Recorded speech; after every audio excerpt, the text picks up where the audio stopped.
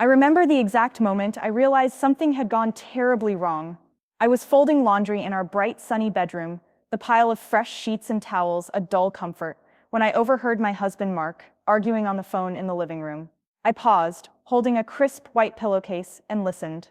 "No, you don't understand," he insisted. "She doesn't need to see the statements every month. I told you, Donna, my wife isn't interested." That stung. Mark's sister Donna was mild-mannered but relentless. A single mother of two, she'd been handling our family finances ever since we'd married 3 years ago. I'd been relieved at first. Bookkeeping made my head spin, and I'd welcomed the help. But relief turned to doubt when I realized I hadn't seen a bank statement in months. "Just trust me on this," he continued. "I handle everything she needs to know." I folded the pillowcase anyway, smoothing its seam, and stepped into the hallway. "Mark?" I said, voice light. He ended the call with an abrupt click. "Hey, honey," he said, forcing a grin as he crossed the room. "Laundry day?" I leaned against the doorframe. "Is everything okay?" I waved at his phone, still in his hand. "Who was that?" His smile faltered. "Oh, just with my sister. She's worried about the portfolio." My stomach tightened. "Your portfolio?" I repeated, heart thumping. "What portfolio?" He hesitated, glanced at the hallway. "The investments, you know, the mutual funds. She's been supervising them." "Supervising?" I echoed. "Mark, you didn't tell me we handed control of our savings to your sister." He shrugged, eyes downcast. "I thought it would be easier. You said you trusted me." "That's not the same," I said, voice rising. "I trusted us. We make decisions together." A flicker of guilt passed over his face. "I'm sorry, Em. It just seemed simpler. She's an accountant. It's her thing. I didn't want to bother you." I set the pillowcase aside. "You didn't want to bother me. Because I'm a stay-at-home mom, so you assumed I couldn't handle money?" My voice shook. He reached for my hand. "It's not like that. I just wanted you to have one less thing to worry about." I yanked my hand back. "One less thing? How about being honest with me?" I turned back to the bedroom. "I'm going out." I grabbed my bag, slipped on flats, and stormed out into the morning air, my mind racing. My best friend Sarah had a cafe around the corner, my go-to sanctuary. I pushed through the door, and the barista, annoyed by my mud-spattered flats, handed me a latte without a word. I sat, inhaled the coffee's warmth, and called Sarah. She answered on the third ring, voice bright. "Rough morning?" I ranted about Mark, Donna, our missing statements, the betrayal. "And he thinks I'm clueless," I hissed into the phone. "I'm no idiot, Sarah." She came over, hands on my shoulders. "Listen," she said, voice calm. "You need facts. Find out exactly what's going on, then you decide how to fix it." That afternoon, I pulled out our laptop, reset the password on our joint online banking, and clicked Forgot Password. The email went to Donna's account. Her own email was on file. I frowned. That meant she'd changed our contact info too. So I called the bank's fraud department. "Mrs. Hammond?" the rep said. "We see that your husband, Mr. Hammond, added Miss Donna Mills as a secondary contact and changed the primary email address. Without my knowledge," I said, gripping the phone. "I want that changed back." She sighed. "I need your account number. Security answers. Someone will have to verify your identity." I rattled off the details, revealing my social mother's maiden name, first pet's name. The rep mumbled, tapping keys. "We'll update your contact to your email address. Miss Mills will remain secondary, but only you and Mr. Hammond will receive statements." "Thank you," I said, relief and anger swirling together. I hung up and let out a long breath. That evening, when Mark got home, I was waiting at the dinner table, our 2-year-old daughter coloring at her high chair. "Mark," I said, voice measured, "we need to talk." He sat, fork halfway to his mouth. "About?" I slid the laptop across the table. "About this." The screen showed the banking portal, my email as primary contact, his as secondary, Donna's removed. His face paled. "I changed it," I said. "Your sister shouldn't have control over our money. We don't share finances with other people, period." He ran a hand through his hair. "I was trying to be helpful. She's an accountant. She's good at this stuff. So am I good at other things." I shot back. "That's why I stay home with our daughter, Mark. Finance is my thing too. I earn the same right to our statements and decisions." My voice cracked. I felt humiliated, like my husband thought I was an airhead. His eyes softened. I'm sorry, Em. He reached across, touching my hand. I didn't think. I love you. I pulled my hand back. Actions matter more than words. Your sister thought she could hide the statements from me, and you let her. I stood. I want no more secrets. We'll sit down this weekend, look at our accounts, review every investment, together. He nodded, shame and relief mixing. Okay, he said. Together. That Saturday morning, we sat at our small oak kitchen table, sunlight filtering through the curtains. Our daughter napped upstairs. Armed with coffee and printouts, we began combing through statements, checking contributions, fees, performance. By noon, we discovered something worse than exclusion. Donna had rotated our most conservative funds into high-risk ventures, leveraged ETFs, private equity startups, without our approval. Fees had skyrocketed. Losses were mounting. What did she think she was doing? I whispered, numb. Mark rubbed his eyes. She said she wanted to boost returns. She promised she'd manage the risk. His voice broke. I trusted her. I closed my eyes, heart pounding. I want her and the whole family gone from our finances. You and I will handle it from now on. No more intrusions, he exhaled. Agreed. He grabbed his phone. I'll call Dad. Tell him she overstepped. I nodded, then raised another point. And I want a prenuptial review. No more blind trust. We'll renew our books and talk about financial roles. We need clear boundaries. He met my gaze. Fair. We spent the afternoon reassigning transfers, halting automatic contributions to the bad funds, and opening new accounts in our joint name only. I drafted a kindly, firm letter to Donna, CCing our parents. Dear Donna, thank you for your help with our finances. However, Mark and I have decided to assume full control of our accounts going forward. We appreciate your expertise, but we feel more comfortable managing our investments ourselves. Please return any remaining statements or documents by Monday. Love, Emily. Hitting send felt like setting a boundary that would last. My fingers trembled. Monday, Donna called. Why are you shutting me out? She demanded.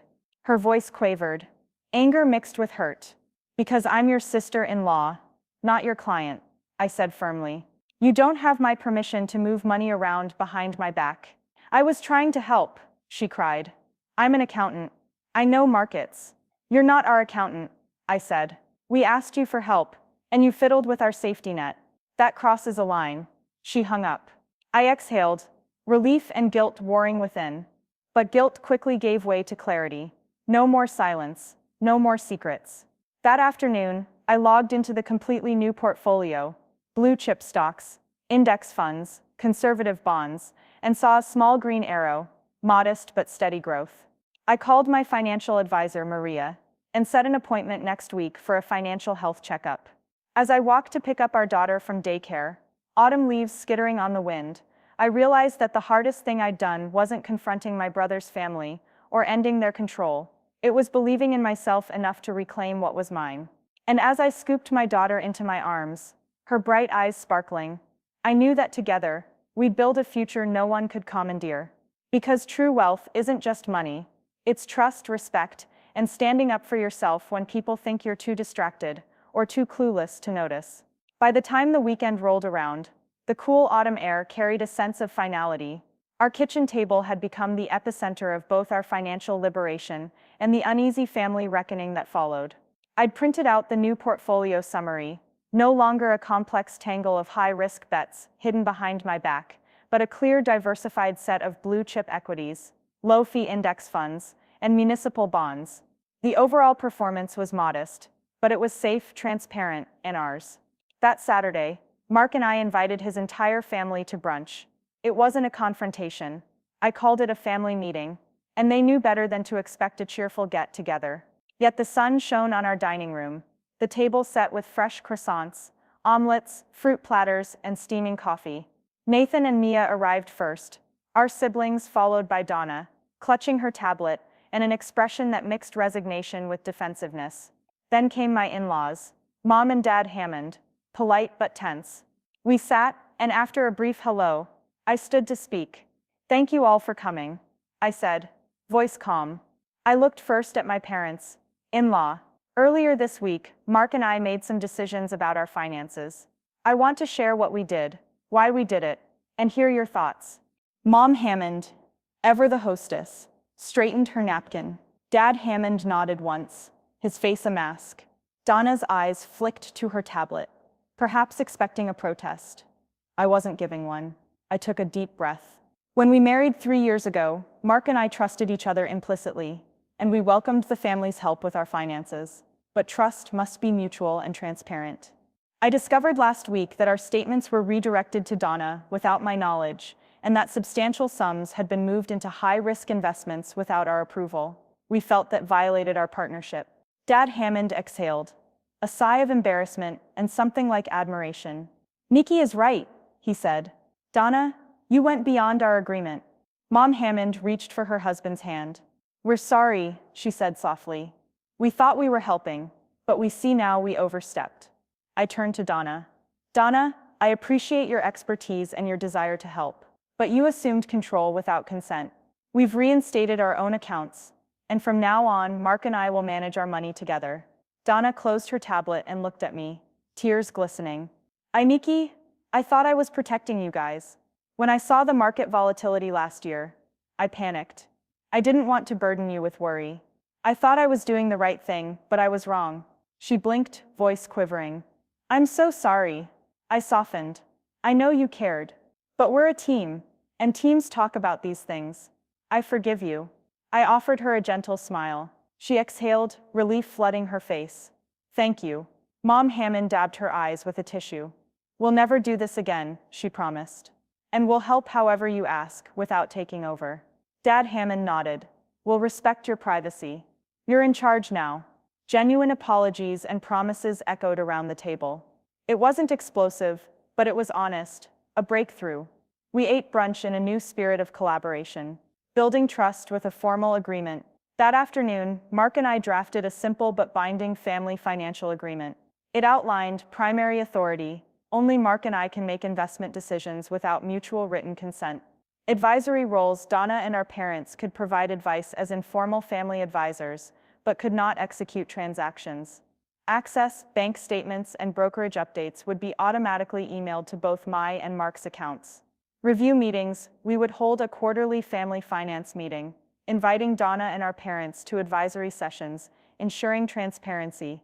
Conflict resolution: if any disputes arose, we'd engage a certified family counselor before unilateral action. We signed it with pens at the end of the table, my in-laws and Donna adding their signatures as acknowledgments. The paper folded into a small binder, our new guardrails.